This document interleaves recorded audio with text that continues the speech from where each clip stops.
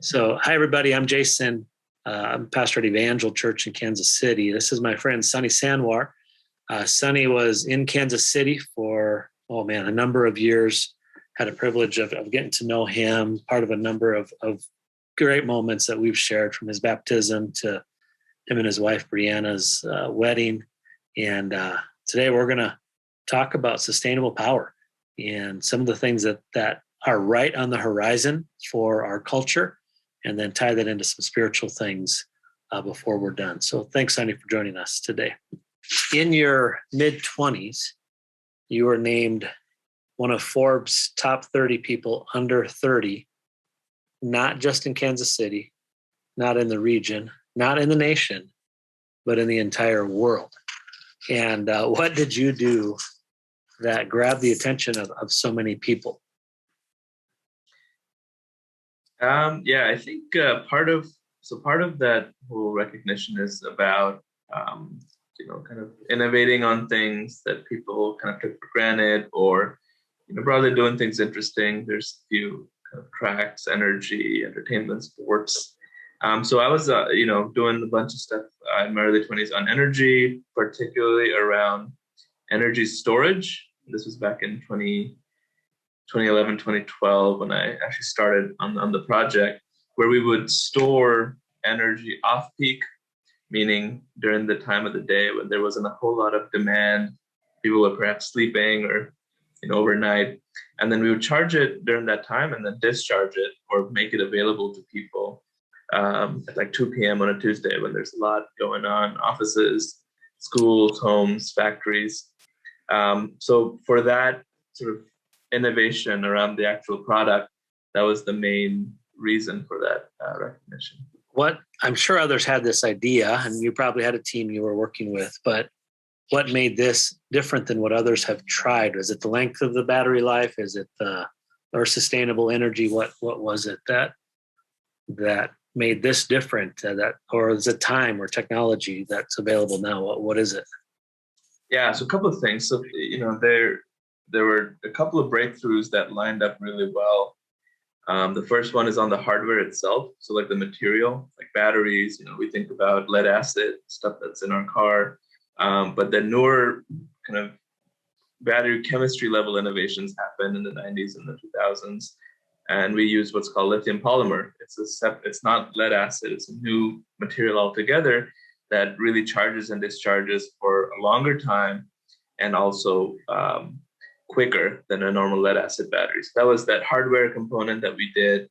And then where our innovation really was on the software. How quickly can we make decisions and tell the battery what to do when? So in a lead acid, maybe it'll take you a few minutes to get it to charge and discharge. Whereas with our software, we could do it almost instantaneously, like microseconds. And so those two things really made the difference between traditional approaches and then, the way we did it, which was fairly different. You could find a low spot in the middle of the day or the middle of the night based on that, and then charge your battery. How long pre-1990 would a battery last, and how long is it lasting now?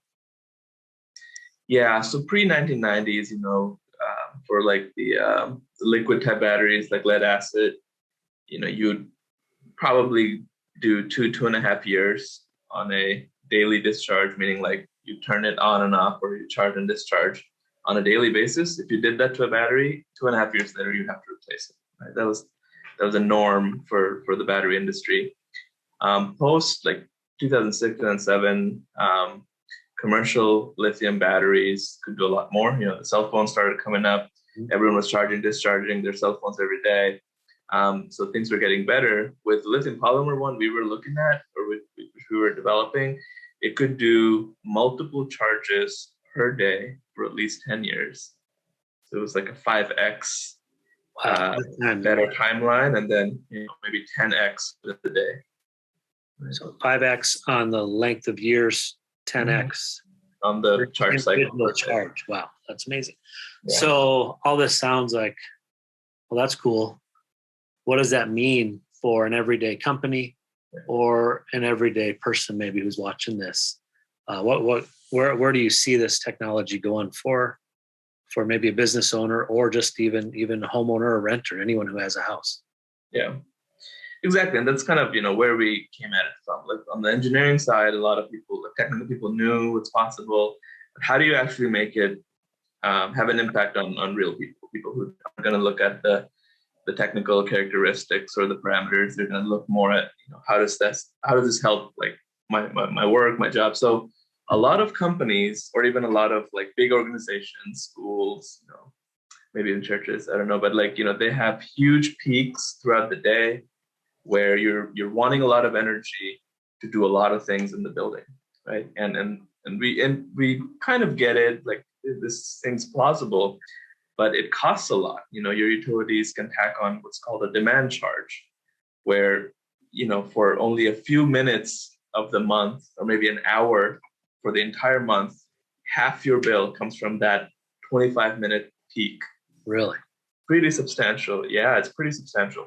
So with the battery, our application was to even out those peaks, effectively half your electric bill by knowing when those peaks might happen and dispatching power when they're taking place. And so for large organizations, it's a huge operational expense for them, right? Power, energy bills, keeping the facilities running. And if they had a predictable way of reducing that cost, it's a no-brainer investment from having an appliance that helps you reduce that cost, much like a water heater or like a fridge, anything that we have gotten fairly accustomed to.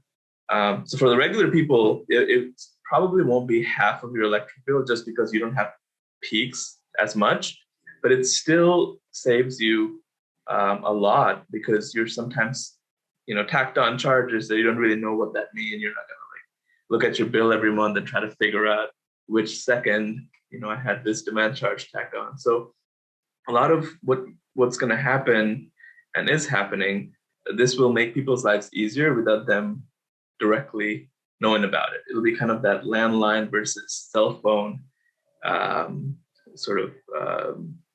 transition, where right now power just comes at you and kind of don't think about it. That's normal life. But what if you could be more smarter with your power? What if a computer was kind of understanding when things would be fairly high charge for you and proactively reduced it on your behalf? So sustainable energy that stores, and then it's calling for power at a certain time when it's lower usage. So for like a hospital, that could mean, I would guess, $10,000, $20,000, $30,000 a month savings. Absolutely. That seems like an astronomical amount. That's incredible. How about maybe an average family?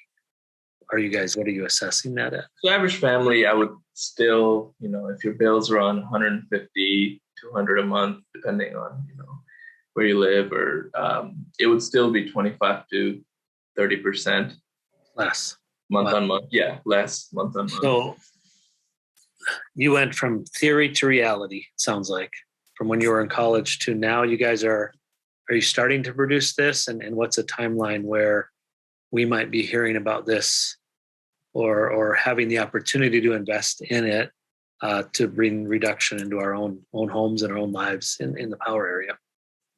Yeah, so that's a great question. So right now we're handling commercial, just like you said, hospitals. It's in the tens of thousands. Our main push is to make sure like that procurement part's easy, it's seamless, it can handle like very rugged sort of use cases before we make our way into the consumer market. But I think in the next 3 to 5 years, this will be something you can kind of talk to your utility about. Someone will come out and install it for you. An electrician will install it for you, and it'll sort of seamlessly integrate with your home and with your life. So I would say 3 to 5 years before it hits. Purchasing or renting, or what do you guys foresee? So we've looked at as a service model. So instead of doing like the whole upfront cost, maybe it's an installation cost of kind of a monthly plan, similar to vehicles or cell phone plans. That would probably be the most seamless way of entering the consumer market. But we've had different models with commercial customers that might be a little different than how consumers and homes use it.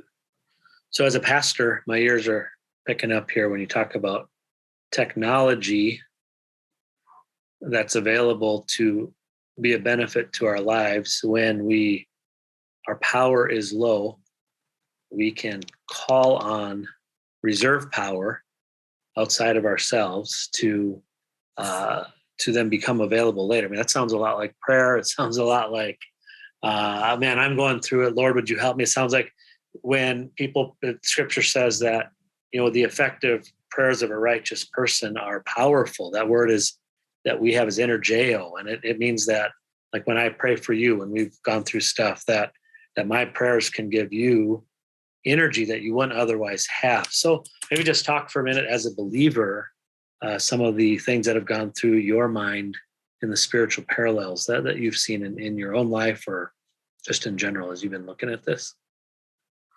Yeah, no, absolutely. You're right. There's a lot of parallels with the spiritual world. So one of the things that, on the actual, business side that we see is a lot of people are sort of ambivalent about the product till they absolutely need it, at which point you can't really go out there and install it for them right that minute. So it's very counterintuitive that when you most need it, you almost wanted this to be there, right?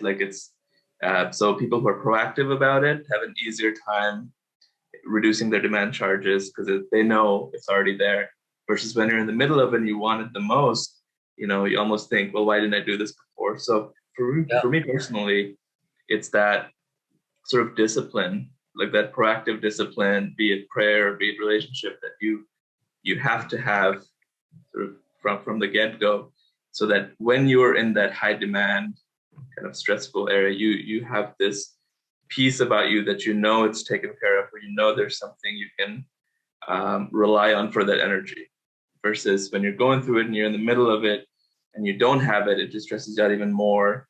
So that's one of the parallels that I see quite often with myself, with customers. Okay. So we're in the middle of a little inflation you may have heard about. Have you guys seen more? Is your phone ringing more? Are you hearing more and more as we're looking at coming into the winter here? Kind of like you're talking about, people are looking ahead a little bit. Yeah. And that's just a good parallel for all of us. But have you seen an increase in demand? Absolutely. I mean, I think now that more and more people are looking, mostly on the company side, are looking to see what's out there. I think the last year, all of 2020 showed us, how wonky things can be and how unpredictable things can be. So a lot of people, even before the inflation, were very proactive about, well, what's the next thing that I'm going to have to deal with? And power is one of those critical things, right? Like if your supermarket power goes out, it's bad news. If your hospital power goes out, that's, very problematic. So people have been very proactive, even from a resiliency standpoint. Hey, what happens from the next crisis? And then, of course, the spikes of pricing adds on another layer. So things have taken up, fairly drastically, I would say. So would it also act as like a backup generator? Does it have how much capacity for your house, So if you're in a large home, it'll do critical services, the ones that you need. You probably shouldn't play Xbox when the thing goes out, especially everyone in every room. But in Texas, what happened with the freeze? Yeah. A lot of people right after things came back, they're like, I don't want to live through that again. I'm going to go out and get this, right? So people are proactively thinking, hey, wildfires over here, flooding down there, freezes over here. And the grid, on a good day, it's there. But if things really, kind of take a bad turn, it takes the grid a while to even get back up and running. People proactively are trying to make sure that their homes and their households are taken care of. And this is a perfect way to do that. So good. Well, congratulations on being at the right place at the right time in the market. And that's awesome. We're proud of you, Sonny. And thank you for your time. Appreciate it.